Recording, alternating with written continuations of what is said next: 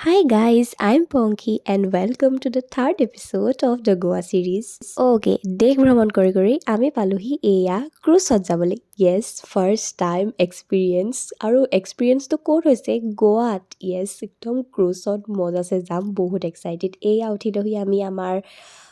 যিখন ক্ৰুজ আছিলে সেইখনত আৰু ওপৰৰ পৰা ভিউটো কি ধুনীয়া এয়া একদম ওপৰত হয় মইতো একদম ধুনীয়াকৈ ওপৰলৈ আহি একদম টাইটেনিকৰ ফিলটোৱে ল'বলৈ লৈছিলোঁ আমাৰ লক্ষ্মী একদম পূৰা ভিডিঅ' কল কৰিছে চবকে দেখাইছোঁ বোলো চবলৈকে ভিডিঅ' কল কৰিছে আৰু মই আকৌ আমাৰ মালৈ ভিডিঅ' কল কৰিলোঁ বোলো দেখাওঁ অকণমান মায়ে ফোনটোৱেই ৰিচিভ নকৰিলে মোৰ কি ক'ম আৰু আমাৰ ক্ৰুজখনৰ পৰা বেলেগ এখন ক্ৰুজ দেখাইছোঁ আপোনালোকক চাওক এইখন মানে আমাৰখনো এনেকুৱাই দেই মই আমাৰখন গোটেইখন দেখাবলৈ নহ'ল কাৰণ এনেকৈ দেখাই দিছোঁ এনেকুৱা ধুনীয়া ভাবক আপোনালোকে কিমান ভাল লাগিব একদম পূৰা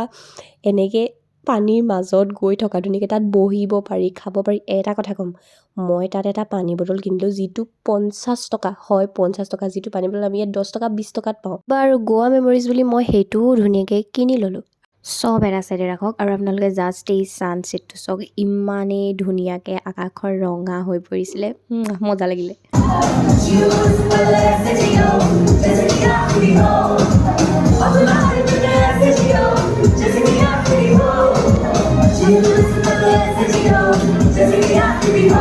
একদম अपना हर दिन ऐसे जियो जैसे कि आखिरी हो সেইটো একদম মই মটলৈ ল'লোঁ গোৱাত যোৱাৰ পৰাই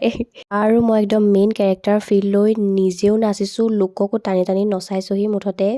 মোলৈ কোনে চাইছে মোৰ একো মতলব নাই মুঠতে মই নাচিছোঁ আৰু ষ্টেজত নাচিছে সৰু সৰু ল'ৰাকেইটা সিহঁতকো মই জোকাৰি আছোঁ আৰু এই আমাৰ পালৰ লগত ডান্স এটা কৰিলোঁ নকৰিলে তাই মানে বৰ কান্দি আছিলে সেইকাৰণে কি ক'ম মানে এজনীৰ লগত নাচিছোঁ আকৌ সিজনীয়ে কান্দি আছে গতিকে তাইকো লৈ এইবাৰ আমি একেলগে আমি তিনিওজনীয়ে নাচিছোঁ